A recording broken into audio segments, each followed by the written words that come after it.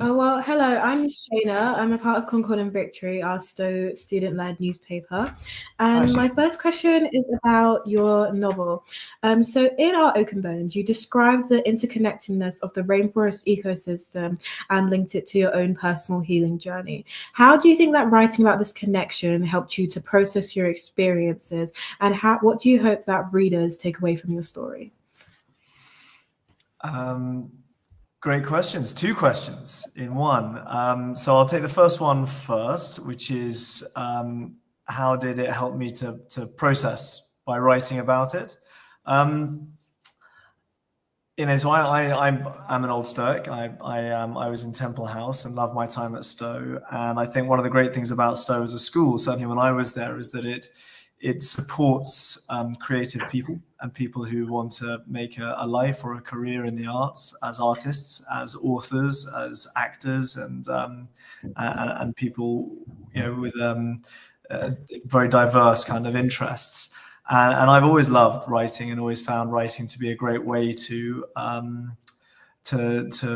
sort of work through things that you're feeling. And I think we all have different ways. And I spend a lot of time in nature. That's my job down here. I have a farm, and I find walking and being in nature and working in the natural world also great ways to process and work through things that are happening.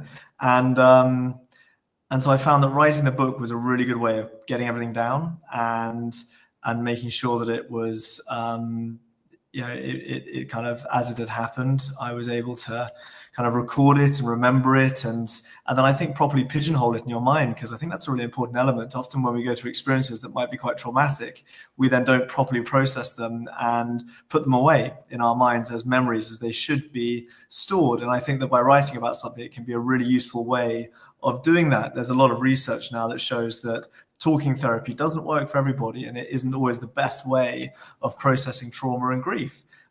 Different people have different ways. There can be art therapy, there can be sound therapy, there can be nature therapy.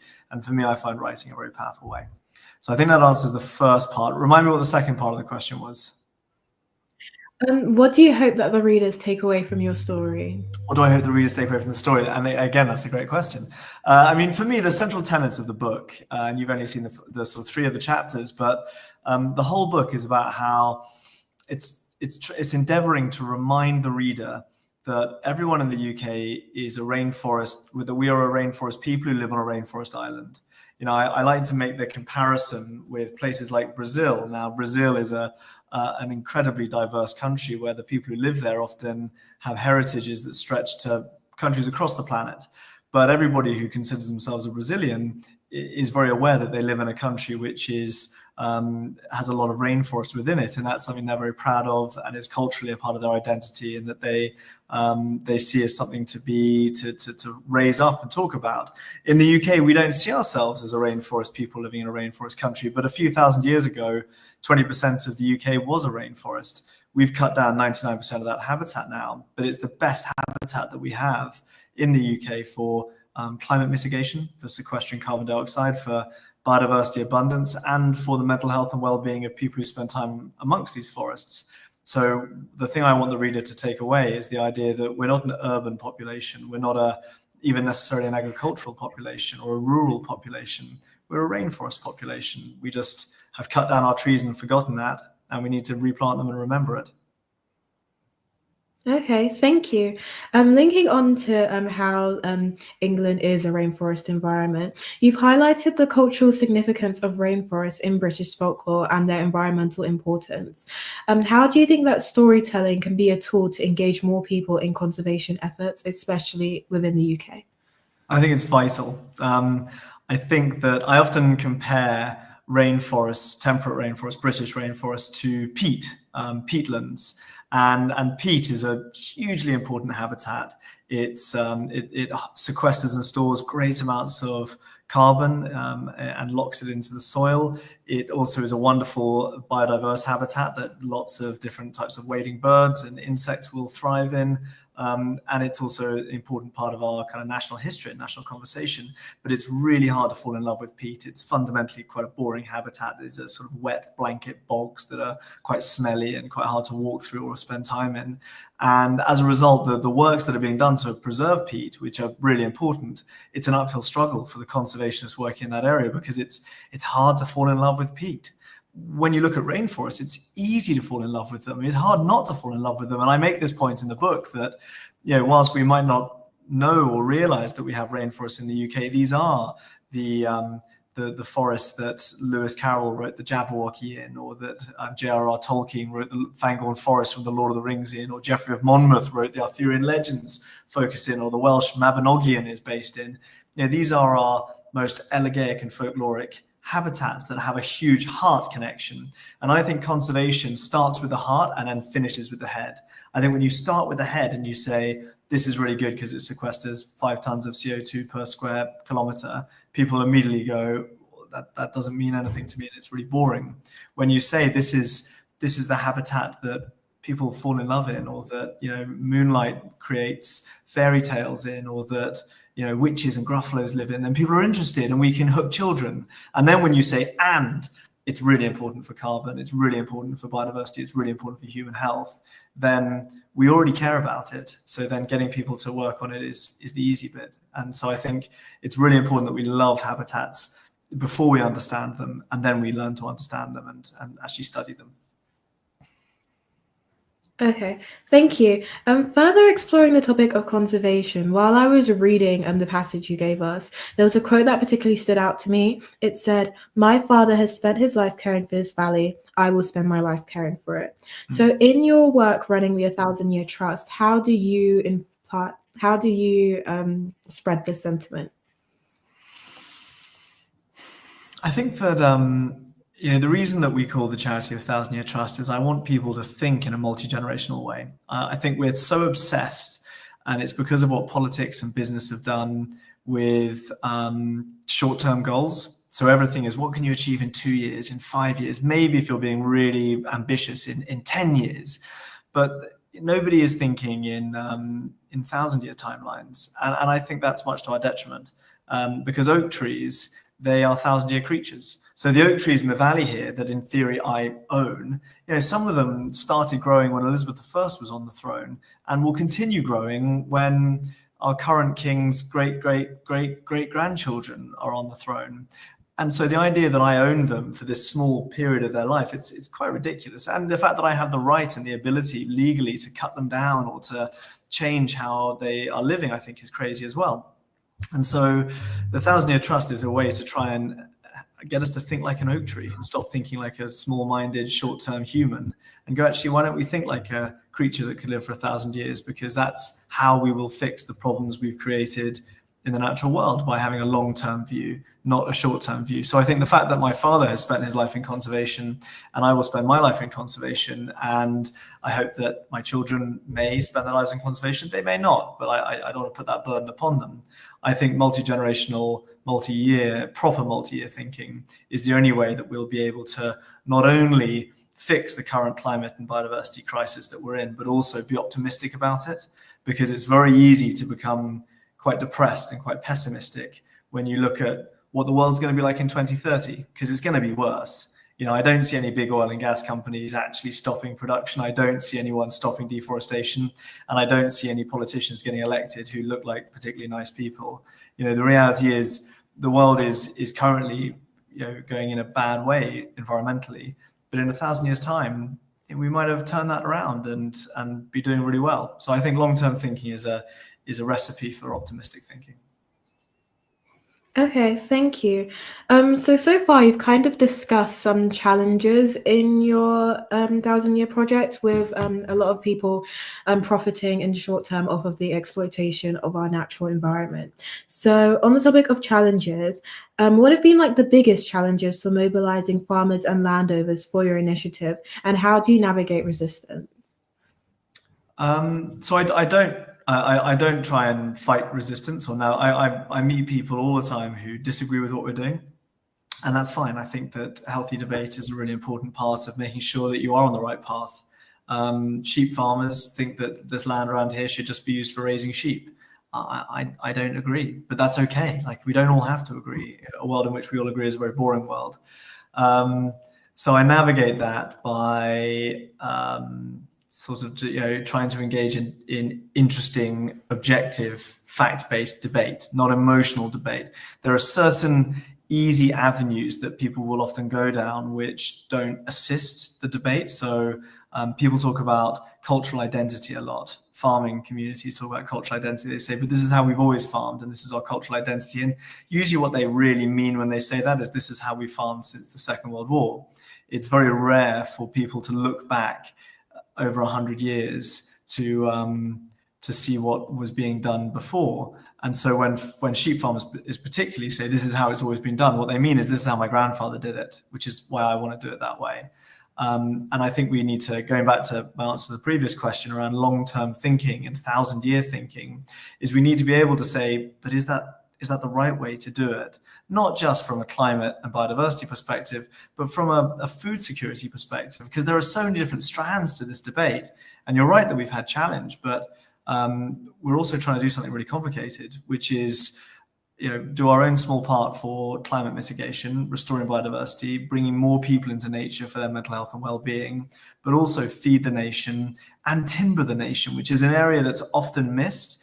Is in the UK, we import the second highest amount of timber products globally after China. 86% of the wood in the UK is brought in from overseas, and that's crazy. We should be growing more of our own homegrown timber and not importing it, because that has a large carbon footprint. So we have lots of different things we've got to fix. We need to restore our rainforests, also plant lots of pine forests for timber, also grow lots of food, and also provide lots of space for people to live, but also for people to enjoy nature. It's not an issue. It's the classic thing that every complex issue or problem has a simple solution that won't work. That's the same here, and we have to embrace complex solutions that involve a lot of challenge and a lot of people wanting to do different things and being empowered to do that. Okay, thank you. In your novel, you also discussed how there's a lot of answers to certain questions concerning rainforest conservation, but these are often hard to squeeze into a post on Twitter or X or a 30-second news clip for the BBC. So do you feel as if social media could be playing a larger role in conservation efforts? Yeah, I think social media already does a lot. I'm not really the generation that uses social media particularly effectively. I'm not of a kind of a digital native nature, so I don't have a Twitter or X or a Instagram account personally. Of course, the charity does and our business does, and I like to see what's happening on it. I think it's really important from a conservation perspective that we meet people where they are, and I think that's something which a lot of the community misses. So people, very bright scientists will write extremely detailed peer-reviewed papers that go into very niche academic journals that get read by 6 people, and it doesn't really do anything. And I think actually one 30-second TikTok video which told the same story but was watched by 1 million people is going to have more impact than that peer-reviewed academic paper. So both things should be happening. The peer-reviewed academic papers need to happen, but we also need to engage, especially with younger audiences, people in their teenage years. You are the leaders of the future, and it won't be long, trust me. And I know that you'll probably hear this from thousands of very old, boring people, but it feels like yesterday that I was at Stowe in my lower 6th, and now I'm considered very old to that generation, and you'll be leading the world before you know it. And you guys are using TikTok and X and Instagram to do it. So I think we need to engage with people there, and I think organizations, especially charities that have a strong social media presence, are the ones that will actually influence leaders of the future. Okay, thank you. So in your novel, you discussed your time in the military. You also discussed conservation efforts. And right now we've kind of discussed a little bit your time at Stowe. So during your lifetime, you've had quite a myriad of different experiences. So from all of these experiences, your career does have quite a remarkable range. So with your roles as military advisor on blockbuster films and in your 1,000 Year Trust, how do do you think these different roles have informed your work in ecological restoration, and how do you balance all these commitments at once? I don't know if the different things I've done do help my work in environmental conservation, if I'm completely honest. I think that, yeah, as I always say, I love the idea that the Buddhists are right and that we get to live 1,000 lives and we get reincarnated loads of times. But I also live on the basis that we might just have one life, and I want to do as many different things in it as possible. So I haven't had a traditional career. I've bounced around and doing lots of different things. A lot of the things I've done aren't even covered in the book or in anything else that you might find about me. And I just like trying out different things. And I think that does bring an element of, it does probably help a bit, because I come at it sometimes from a different approach. A lot of conservationists have gone through a very traditional approach where they've done a conservation science degree, and then they've gone into a research assistant position, and then they've gone into a researcher position, and then they become a professor, and then they go into a charity, and actually they all have very similar experiences. I think that the true meaning of diversity isn't just a diversity of gender and race and how people look and how they feel, but it's also a diversity of experience. And I think it's useful in different rooms to have people with hugely different backgrounds. And if I come at conservation as a former army officer, I look at it really differently to how a traditional scientist will. If I come at it as someone who's worked in the film industry, I'll also come at it from a very different angle, similarly to the other things that I've done as well. So I think that diversity of thought and experience can be really useful. It can also be a hindering, because the people who've had the more traditional scientific background have huge amounts of experience and knowledge that I will always endeavor to respect and kind of give space to, because I don't have as much experience as them. Okay, thank you. And as you are very passionate about literature and the environment, do you have any advice for young people who would like to combine their creativity with ecological activism? I think that's absolutely what they should do. I mean, in terms of advice, I think that, again, as I said before, I think one of the things that, and I don't know because I haven't been at Stowe for 21 years, but when I was at Stowe, the thing it was really great for was letting people be great at what they were good at. Lots of schools are like, we're really good for maths or for science or for the arts, or, they have specific areas that they're brilliant for and they're great in the league tables. Whereas Stowe was always really good as a place where you figured out what you were good at and then you did that, and it would give you the space and the encouragement and the empowerment to do that. And I'm grateful to my time at Stowe, because I feel like that is what has helped me get to where I am now, having the confidence to not always have to conform and to be able to do things that are totally different. And I think that for young people who are looking to move into environmental conservation or into the creative world, have the courage to just try different things. We all have our own voice, we all have our own style, we all have our own passions. And if you combine those, then what you're doing will be unique. And I think that's what a Stoic should be, is someone who has the courage and the ability and the sort of the faith in themselves to do something that other people think is crazy. And if other people think what you're doing is mad, then, well, either it is or you're on the right track. And I'd probably say you're on the right track. Okay, thank you for that. And also, with your novel, do you feel like there's any people, whether it's in your personal life or any authors or just anyone really, who's like really inspired you to like be the maverick, to be the one who stands out and stands like on their own beliefs? I mean, I have so many people who've inspired me along the way. I want to always be very quick to say that I stand on the shoulders of giants. I also stand in the shadows of giants. My father is probably my greatest inspiration as an explorer. He's working at the moment on his 27th book. So the fact that I'm just about to publish my first book means I'm pretty pathetic. And by the time he was my age, I think he'd already published sort of 8 books. So and founded a charity and explored different continents. So he's a huge inspiration to me. But there are so many great men out there. So Tim Smith, who is based down here in Cornwall and founded the Eden Project, is my mentor and friend and a huge inspiration. Great authors like Daphne du Maurier, Patrick Leigh Fermor, George MacDonald Fraser, Evelyn Waugh. These are people who to be able to even be considered in the same category as them would be horrifying to me, because they are such heroes and such greats. And then more modern ones like Robin McFarlane and James Rebanks and Isabella Tree, and Merlin Sheldrake and Guy Shrubsole. There are so many authors out there who are writing truly beautiful things. And as an author, one of the things I find quite challenging is I read a lot. And that's the best advice you can give to any person who's trying to figure out what to do with their life is read a lot, because books are beautiful, and that's how we figure out who we want to be in the world.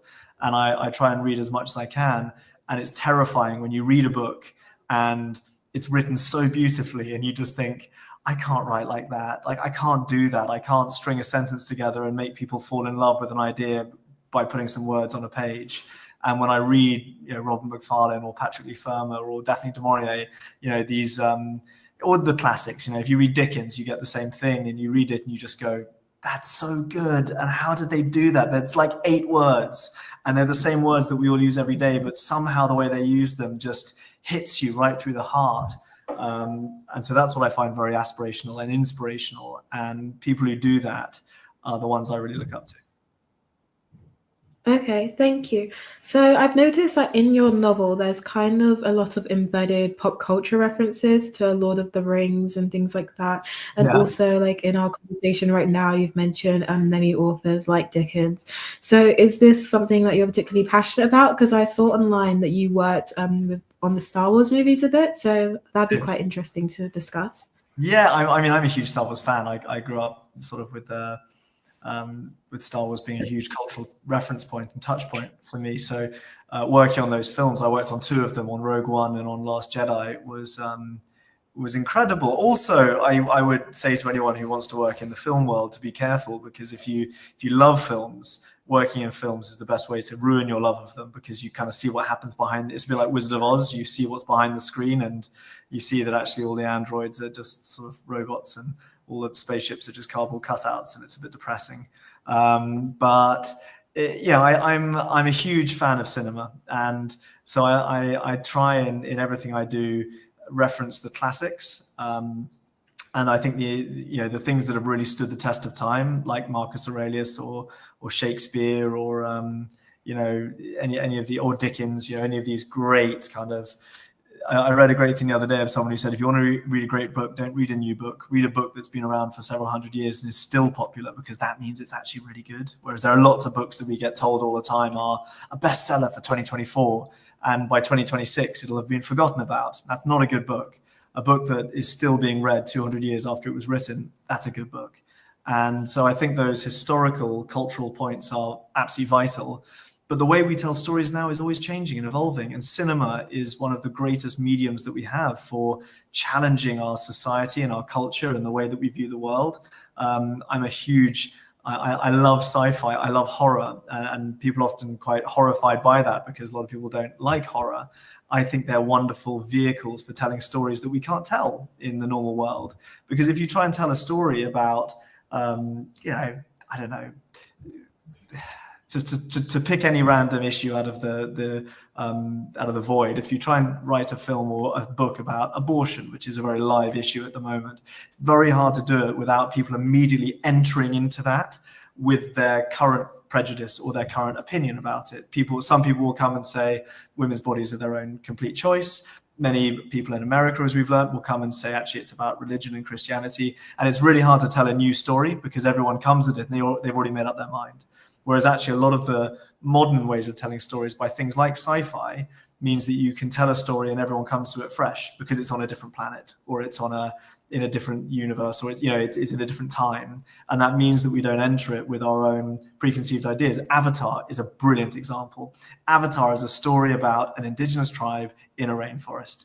But if we told that story about a tribe in Brazil, everyone would already come at it going, well, we kind of know what this is about. And we kind of already made up our mind about who the good guys are and who the bad guys are. But when you set that on a distant planet with blue people who have funny tales that connect to everything, suddenly it's a new story, when actually it's the oldest story in the world, but cinema lets us tell it differently. So I think that merging between the old and the new culturally are really important ways to get narratives across.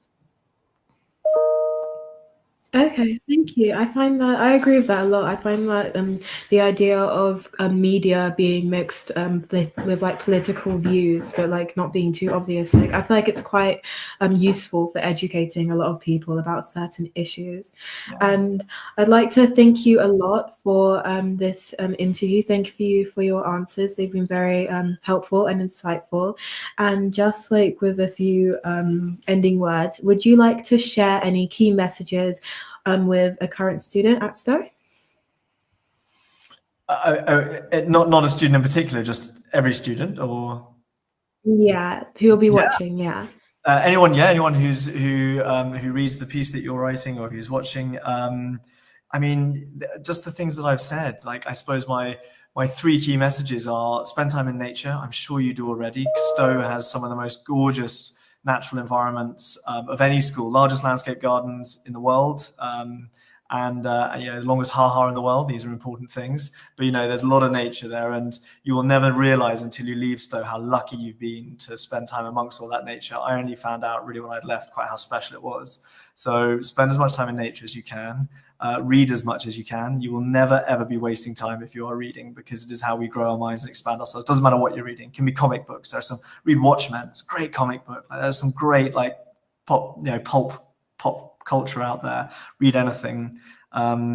Never say you're busy. That's my big thing. Everyone is busy. Never say you're busy. You always have time. There's always space, and you'll do great things. Okay, thank you so much for having this interview with us today. My pleasure. Thank you. Good luck with the rest of your time at Stowe. Thank you.